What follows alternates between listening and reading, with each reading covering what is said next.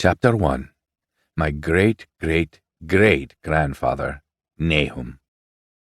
The two friends stood their ground in the midst of overwhelming odds. They had already seen many of their own number fall that day. Now it was late afternoon as they watched the enemy continue to advance. One of the men, Nahum, called out to the other, "Judas, I will stand with you and fight on this field as long as Jehovah God continues to give me strength." "Nahum, there is no one else I would rather have fighting here by my side," Judas replied.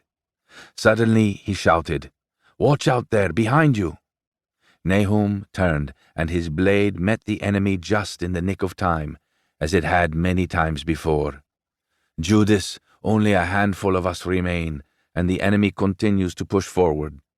Most of our men have either fled or lie dead here on the battlefield." "Nahum, we will trust Jehovah God to grant us victory. He will not forsake us. But if my life is required as a part of the price for that victory, I will gladly lay it down, here and now." "Judas!" Nahum shouted. But at that moment, Nahum saw his friend fall to his death.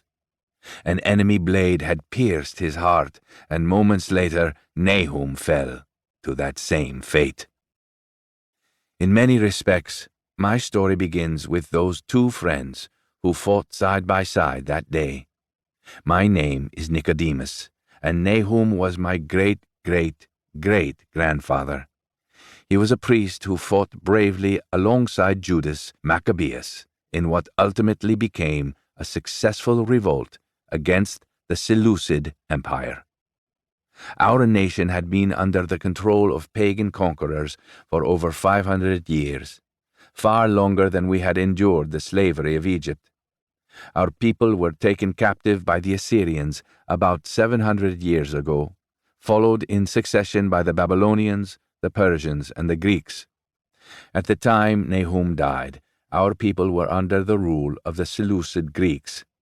If those years taught our people anything, it was that none of our captors had any regard for the God of Abraham, Isaac, and Jacob.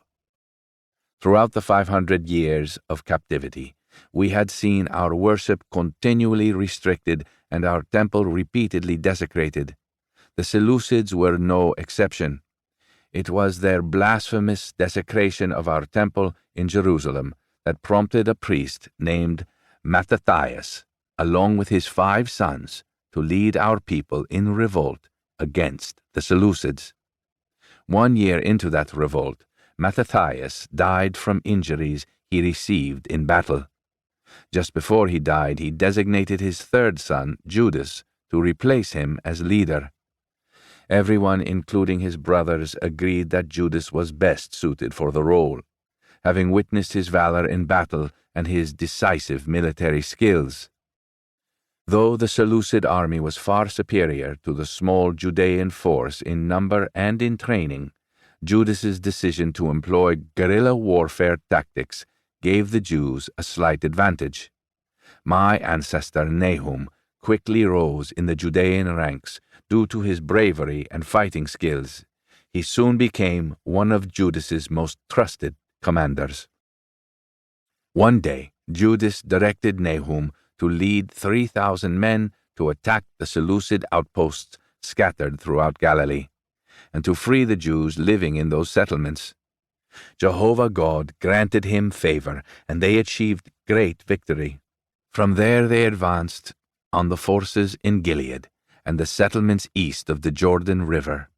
Fighting continued for 6 years, during which time both sides suffered defeats and casualties.